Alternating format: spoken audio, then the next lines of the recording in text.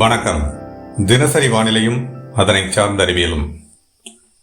இன்று நவம்பர் 25 கார்த்திகை 10.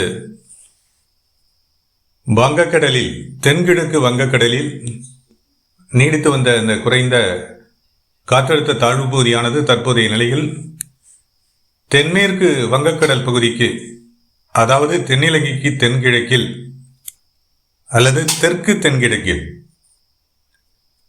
சுமார் 670 கிலோமீட்டர் தொலைவில் ஒரு ஆழ்ந்த குறைந்த காற்றழுத்த தாழ்வு பகுதியாக நீடிக்கக்கூடிய நிலையில்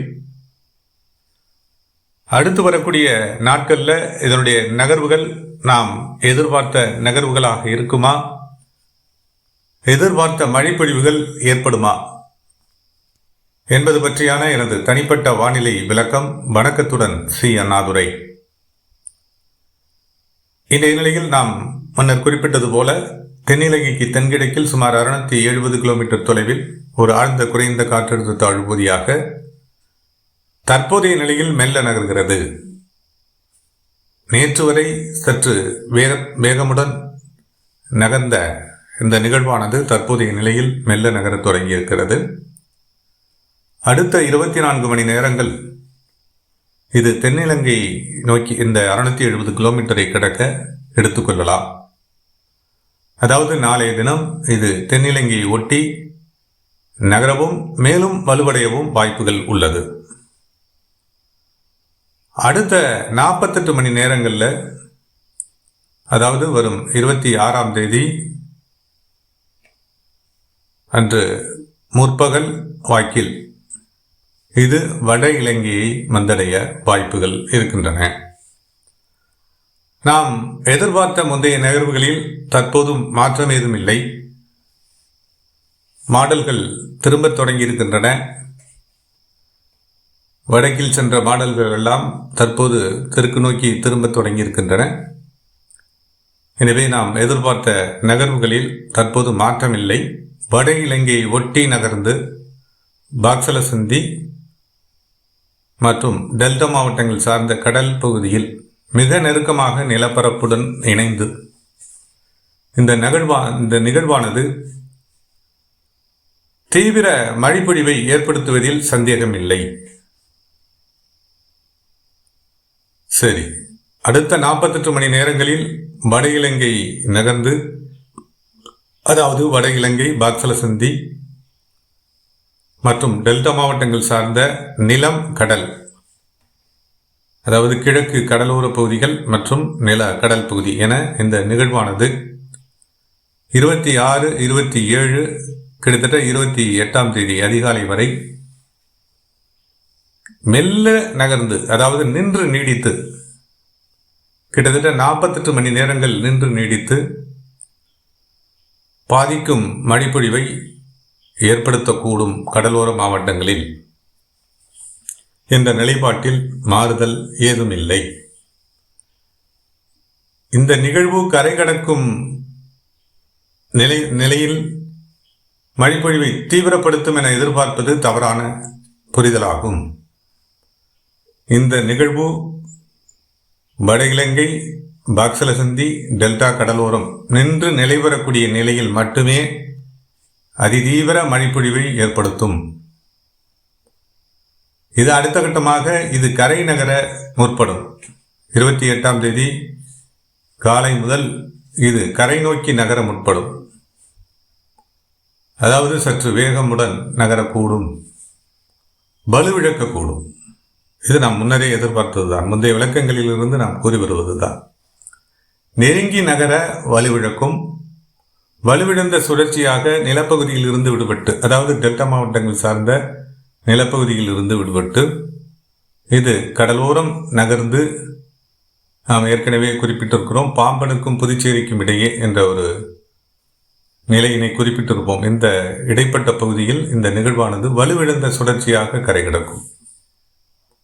அவ்வாறு கரை கடப்பதினால் இது தீவிர மழைப்பொழிவை நிச்சயமாக ஏற்படுத்த வாய்ப்புகள் குறைவு. கரை கடக்கும் நிலையில் கரை கடப்பதற்கு 30ஆம் தேதி வரை நேரம் எடுத்துக்கொள்ளும். 28 இருந்து 30ஆம் தேதி வரை நேரம் எடுத்துக்கொள்ளும்.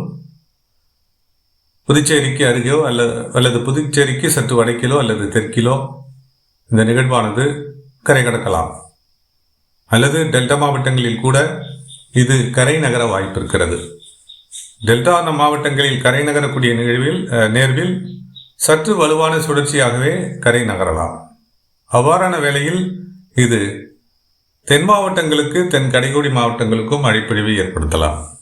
மேற்கு மத்திய மாவட்டங்களில் வலுவான மழைப்பொழிவு ஏற்படுத்த அத்தகைய சூழல் வாய்ப்பு இருக்கிறது. அதே நேரத்தில் இந்த நிகழ்வானது வலுவிழந்த சுழற்சியாக சற்று வடக்கில், அதாவது புதுச்சேரிக்கு அருகில் கரை கடக்கும் நிலையில் மழைப்பொழிவினுடைய தீவிரம் தென் கடைக்கோடி மாவட்டங்களிலையும் மேற்கு மத்திய மாவட்டங்களிலையும் சற்று அந்த தீவிர மழைப்பொழிவு குறையும். அதே நேரத்தில் மழைப்பொழிவு முற்றிலுமாக விலகிவிடாது. வடக்கு உள் மாவட்டங்களுக்கு சற்று கூடுதல் மழைப்பொழிவு கிடைக்கக்கூடும். இந்த நிகழ்வு புதுச்சேரி அருகே கரை கடக்கக்கூடிய நிலையில், அதாவது வலுவிழந்த சுழற்சியாக கரை கடக்கக்கூடிய நிலையில் வடக்கு உள் மாவட்டங்கள் கிருஷ்ணகிரி, தருமபுரி, சேலம் இந்த மாவட்டங்களுக்கு நல்ல மழைப்பொழிவை தரக்கூடும்.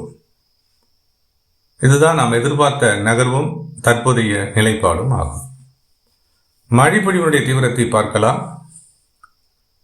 25ஆம் தேதி தற்போதைய நிலையில் மழைப்பொழிவிற்கு வாய்ப்புகள் குறைந்தே இருக்கும். இன்று மாலை நேரத்தில், அதாவது இன்று அடுத்த 12 மணி நேரங்களில் இந்த நிகழ்வானது தென்னிலங்கை நோக்கி மெதுவாக நகரக்கூடிய நிலையில் இந்த சுழற்சியினுடைய வெளிப்புற காற்று குவிதல் டெல்டா மாவட்டங்களின் கடலோர பகுதிகள் அல்லது டெல்டா மாவட்டங்களின் உள்பகுதியை உள்ளடக்கிய பகுதிகள் கூட, புதுக்கோட்டை மாவட்டத்தினுடைய கிழக்கு பகுதிகள், ராமநாதபுரம் மாவட்டத்தினுடைய கிழக்கு பகுதிகள், அதே போல தூத்துக்குடி, திருநெல்வேலி மாவட்டங்களினுடைய கிழக்கு பகுதிகள், இங்கெல்லாம் இன்று மாலை முதல் மேகமூட்டமான வானிலையும் லேசானது முதல் மிதமான மழைப்பொழிவிற்கும் இன்று மாலை முதல் வாய்ப்புகள் இருக்கக்கூடும். டெல்டா மாவட்டங்களில் சற்று கூடுதல் வாய்ப்புகள் இருக்கின்றன. அதாவது சுழற்சியினுடைய வடபகுதி டெல்டா மாவட்டங்களை தொட்டு கொண்டிருக்கக்கூடிய நிலையில் சற்று கூடுதல், அதாவது மிதமான மழைப்பொழிவு, அதைவிட சற்று கூடுதலான மழைப்பொழிவிற்கு இன்று மாலை முதல் வாய்ப்புகள் இருக்கின்றன. இந்த வாய்ப்புகள் இரவு, இந்த நிகழ்வு நகர இரவு, நள்ளிரவு, அதிகாலை வரை அவ்வப்போது விட்டு விட்டு வந்து நீடிக்கலாம். மிதமான லேசான மழைப்பொழிவாக இந்த வாய்ப்புகள் அமையக்கூடும். வலுவான மேகமூட்டமான வானிலை அமைப்பு டெல்டா மாவட்டங்களை சூழத் தொடங்கும் நாளை அதிகாலை முதல். 26ஆம் தேதி நிகழ்வினுடைய நகர்வு வட இலங்கை நோக்கி இருக்கக்கூடும் என்பதால் 26ஆம் தேதி முற்பகல் வாக்கில் கனமழை பொழிவு தொடங்கக்கூடும். 26ஆம் தேதி முற்பகல் வாக்கில்தான் கனமழை பொழிவு நாகப்பட்டினம், திருவாரூர், தஞ்சாவூர் இந்த மாவட்டங்களிலும், அதே போல புதுக்கோட்டை மாவட்டத்தினுடைய கிழக்கு பகுதிகளிலையும் கனமழை பொழிவு தொடங்கக்கூடும். ராமநாதபுரம் மாவட்டத்தினுடைய கிழக்கு கடலோர பகுதிகளிலையும் கனமழை பொழிவிற்கான வாய்ப்புகள் 26ஆம் தேதி முற்பகல் வாக்கில் தொடங்கக்கூடும். 26ஆம் தேதி பிற்பகல் கனமழை பொழிவாக நீடித்த டெல்டா மாவட்டங்களில் நாகப்பட்டினம், திருவாரூர், தஞ்சாவூர் மாவட்டங்களில் கனமழை பொழிவாக நீடித்த மழைப்பொழிவானது மிக கனமழை பொழிவாக வலுவடையும். ஏன்னா நிகழ்வு வட இலங்கையை சார்ந்து நகர்ந்து வந்துவிடக்கூடும். அந்த நிலையில் நாகப்பட்டினம், திருவாரூர், தஞ்சாவூர், மயிலாடுதுறை, காரைக்கால் பகுதிகள் இங்கெல்லாம் கனமழை முதல் மிக கனமழை பொழிவிற்கான வாய்ப்புகள் ஏற்படத் தொடங்கும். அதே போல புதுக்கோட்டை மாவட்டத்தினுடைய கிழக்கு பகுதிகளிலையும், தஞ்சாவூர் மாவட்டத்தில் அநேக பகுதிகள், பெரும்பாலும் தெற்கு பகுதிகள், புதுக்கோட்டை மாவட்டத்தினுடைய கிழக்கு பகுதிகள், ராமநாதபுரம் மாவட்டத்தினுடைய கிழக்கு பகுதிகள், அதே ராமநாதபுரம் மாவட்டத்தை பொறுத்தவரை உள்பகுதிகளிலேயும் மழைப்பொழிவு, கனமழை பொழிவிற்கு வாய்ப்புகள் ஏற்படலாம்.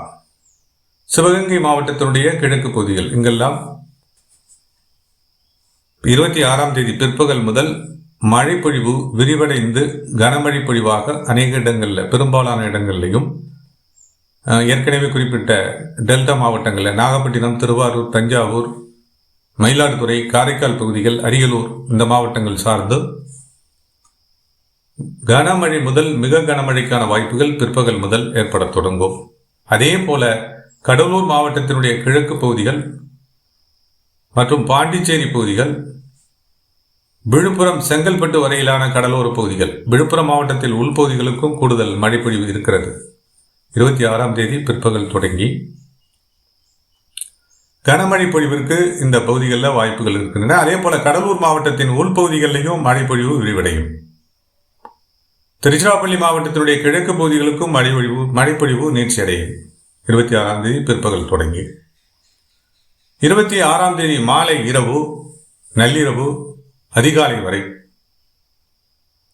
டெல்டா மாவட்டங்களில் நாகப்பட்டினம், திருவாரூர், காரைக்கால் பகுதிகள், மயிலாடுதுறை, அரியலூர், தஞ்சாவூர், புதுக்கோட்டை மாவட்டத்தினுடைய மத்திய பகுதிகள் வரை, திருச்சிராப்பள்ளி மாவட்டத்தினுடைய அநேக கிழக்கு பகுதிகள் மற்றும் தெற்கு பகுதிகள், அதே போல ராமநாதபுரம் மாவட்டத்தினுடைய கிழக்கு மற்றும் உள்பகுதிகள், இங்கெல்லாம் தூத்துக்குடி மாவட்டத்தினுடைய கடலோர பகுதிகள், இங்கெல்லாம் கிழக்கு பகுதிகள், இங்கெல்லாம் மழைப்பொழிவு விரிவடையும். கனமழை முதல் மிக கனமழை பொழிவு பரவலாகும். இந்த நேரத்தில் டெல்டா மாவட்டங்களில் நாகப்பட்டினம், திருவாரூர், தஞ்சாவூர், காரைக்கால் பகுதிகள், மயிலாடுதுறை மற்றும் அரியலூர் இந்த மாவட்டங்கள் சார்ந்து அதிக கனமழை பொழிவிற்கான வாய்ப்புகள் ஏற்படும். கிட்டத்தட்ட 26ஆம் தேதி நள்ளிரவு, இரவு, நள்ளிரவு, 27ஆம் தேதி அதிகாலை வரை அதிக கனமழை பொழிவு தொடரும். 27ஆம் தேதி காலை முதல் வட இலங்கை மற்றும் டெல்டா மாவட்டங்கள் சார்ந்த கடல் பகுதியில் அல்லது நிலப்பகுதி சார்ந்தும் வலுவுடன் நீடிக்கக்கூடிய சுழற்சியானது சற்று நகர்ந்து லேசான ஒரு நகர்வுதான். அந்த நகர்வில் மழைப்பொழிவு விரிவடையும். வட கடலோர மாவட்டங்களுக்கும் அதனை சார்ந்த உள் மாவட்டங்களுக்கும் விரிவடையும். கள்ளக்குறிச்சி, திருவண்ணாமலை, சென்னை, திருவள்ளூர், காஞ்சிபுரம், செங்கல்பட்டு, ராணிப்பேட்டை, வேலூர் வரை மழைப்பொழிவு விரிவடையும். மேலும் வடகடலோர மாவட்டங்களில் மழைப்பொழிவு தீவிரமடையும். கனமழை முதல் மிக கனமழைக்கான வாய்ப்புகள் சென்னை, காஞ்சிபுரம், செங்கல்பட்டு, விழுப்புரம் இந்த மாவட்டங்கள் சார்ந்தும் பாண்டிச்சேரி பகுதிகள் சார்ந்தும் விரிவடையும். அதே நேரத்தில் டெல்டா மாவட்டங்களில் நீடிக்கக்கூடிய அதிக கனமழை பொழிவு தொடரும். புதுக்கோட்டை மாவட்டத்தினுடைய கிழக்கு பகுதிகளிலும் அதிக கனமழை பொழிவு ஏற்பட தொடங்கும். மத்திய பகுதிகளில் கனமழை மிக கனமழைக்கான வாய்ப்புகள் ஏற்படும். சிவகங்கை மாவட்டத்தினுடைய கிழக்கு பகுதிகளில் மிக கனமழை பொழிவிற்கான வாய்ப்புகள் ஏற்படும்.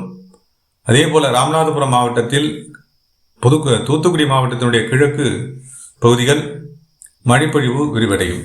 தென் கடைக்கோடி மாவட்டங்களை பொறுத்தவரை தென்னிலங்கையை சார்ந்து நகரக்கூடிய வேளைகள் மற்றும் சற்றே இந்த 25, 26 இந்த தேதி இடைப்பட்ட நேரங்களில் மழைப்பொழிவு சற்று ஆங்காங்கே ஏற்படலாம். இந்த நிகழ்வுடைய நகர்வுகள் சற்று வடக்கு நோக்கி விலகி இருப்பதனால், அதாவது நாம் எதிர்பார்த்தது மன்னார்வலி, ஏற்கனவே முதற்கட்ட விளக்கத்தில் நாம் எதிர்பார்த்தது பாம்பனுக்கும் புதுச்சேரிக்கும் இடையே டெல்டா மாவட்டங்கள் வழி நகரும் என எதிர்பார்த்தோம். அது சற்று மாறுதலாக புதுச்சேரிக்கு நெருக்கமாக செல்லக்கூடிய நிலையில் தென் கடைக்கோடி மாவட்டங்களுக்கான மழைப்பொழிவு முதற்கட்டத்தில் சற்று விலகியே இருக்கும். அதே போல மத்திய மேற்கு மாவட்டங்களிலேயும் மழைப்பொழிவு தீவிரம் குறைந்தே இருக்கும். வடக்கு உள் மாவட்டங்களிலும் குறைந்தே இருக்கும். இந்த மழைப்பொழிவு நாம் அறிவித்தபடி 27ஆம் தேதி கிட்டத்தட்ட பகல், இரவு வரை இதே நிலையில் வலுவடையும், விரிவடையும்.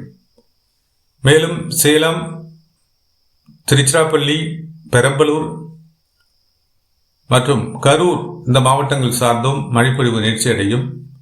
மேற்கு மத்திய மாவட்டங்களில் ஆங்காங்கே மழைப்பொழிவு ஏற்படும். 27ஆம் தேதி பிற்பகலுக்கு பிறகு பிந்தைய நிலையில் 27, 28 தேதிகளில் திருப்பூர், கோவை, ஈரோடு, நாமக்கல் இந்த மாவட்டங்கள் சார்ந்து ஆங்காங்கே மழைப்பொழிவு ஏற்படும்.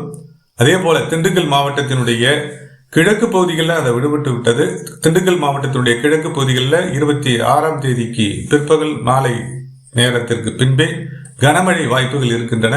கிழக்கு பகுதிகளில், மத்திய மற்றும் கிழக்கு பகுதிகளில் 27ஆம் தேதி உள்பகுதிகளுக்கும் இந்த மழைப்பொழிவு நீச்சடையும். மதுரை மாவட்டத்தினுடைய அநேக இடங்களில் மழைப்பொழிவுக்கான வாய்ப்புகள் 26ஆம் தேதி பிற்பகலுக்கு பிந்தைய நிலையில் இருக்கும். அதே போல விருதுநகர் மாவட்டத்தில் ஆங்காங்கே மழைப்பொழிவு நீட்சியடையலாம். தூத்துக்குடி மாவட்டத்தினுடைய உள்பகுதிகளுக்கும் ஆங்காங்கே 26ஆம் தேதி மாலை இரவிற்கு பின்பு மழைப்பொழிவுக்கான வாய்ப்புகள் ஏற்படும். திருநெல்வேலி கன்னியாகுமரி மாவட்டத்திலும் ஆங்காங்கே மழைப்பொழிவிற்கான வாய்ப்புகள் 27ஆம் தேதி வாக்கில் இருக்கின்றன. 27, 28 தேதிகளில். தென்காசி மாவட்டத்திலும் மிதமான மழைப்பொழிவிற்கு வாய்ப்புகள் இருக்கின்றன. இந்த சுற்று சற்று பின்னடைவை ஏற்படுத்தக்கூடும். தென் கடைக்குடி மாவட்டங்களில், நெல்லை, தூத்துக்குடி, தென்காசி இந்த மாவட்டங்களில். விருதுநகர் மாவட்டத்தில் சற்று மழைப்பொழிவு கூடுதல் வாய்ப்புகள் இருக்கின்றன. மதுரை மாவட்டத்தை ஒட்டிய பகுதிகளுக்கு சற்று வாய்ப்புகள் கூடுதலாக இருக்கின்றன. மதுரை மாவட்டத்தினுடைய உள்பகுதிகளிலையும் நாம் குறிப்பிட்டது மாதிரி நல்ல மழைப்பொழிவிற்கு வாய்ப்புகள் இருக்கின்றன. இந்த நிகழ்வு 28, 29, 30ஆம் தேதி வரை சற்று வடகடலோரம், டெல்டா மாவட்டங்கள் கடலோர பகுதி நகர்ந்து புதுச்சேரிக்கு அருகே கரை கடக்கக்கூடும். அதாவது வலுவிழந்த ஒரு காற்று சுழற்சியாக அல்லது வலுவிழந்த ஒரு சுழற்சியாக இந்த நிகழ்வானது கரை கடந்து அது அரபிக்கடல் நோக்கி நகரலாம். இந்த நிலையில் வடக்கு உள் மாவட்டங்களில் மழைப்பொழிவு சற்று வலுவடையும். கிருஷ்ணகிரி, தருமபுரி, சேலம், மேற்கு மாவட்டங்களிலையும் சற்று கூடுதல் வாய்ப்புகள் இருக்கின்றன. இதுதான் நாம் எதிர்பார்க்கக்கூடிய தற்போதைய இன்றைய நிலையிலான கிட்டத்தட்ட உறுதியான வாய்ப்புகளாகவே இதை கருதலாம். ஏன்னா இதற்கு மேல் பெரிய அளவில் மாற்றங்கள் இருக்கப் போவதில்லை. அவ்வாறு மாற்றங்கள் இருந்தால் அது டெல்டா மாவட்டங்கள் வழி கரை கடக்கும் நேர்வில் நிச்சயமாக தென் கடைக்கோடி மாவட்டங்களுக்கு கூடுதல் மழைப்பொழிவு ஏற்படக்கூடும். அதே போல மேற்கு மத்திய மாவட்டங்களுக்கும் தீவிர மழைப்பொழிவிற்கு வாய்ப்புகள் இருக்கின்றன. அதாவது அந்த வட இலங்கை சார்ந்து நீடிக்கக்கூடிய அந்த தாழ்வு மண்டலமாக நீடிக்கக்கூடிய அந்த நிகழ்வு அப்படியே கரை கடக்கக்கூடிய நிலையில் அந்த வாய்ப்புகள் இருக்கின்றன என்பதை புரிந்து கொள்ள வேண்டும். எனவே நமது விளக்கத்தில் சிறிய மாறுதல்களுடன் நகர்வுகள் அமைந்திருக்கின்றன முந்தைய விளக்கங்களில் இருந்து. மற்றபடி பெரிய அளவிலான மாற்றங்கள் ஏதுமில்லை என்பது எனது நம்பிக்கையாகும். தொடர்ந்து கண்காணிப்போம். வானிலையில் ஏற்படும் மாற்றங்களுடன் மற்றும் ஒரு விளக்கத்துடன் மீண்டும் இணைகிறேன். இணைப்பில் நீடித்த அனைவருக்கும் நன்றி.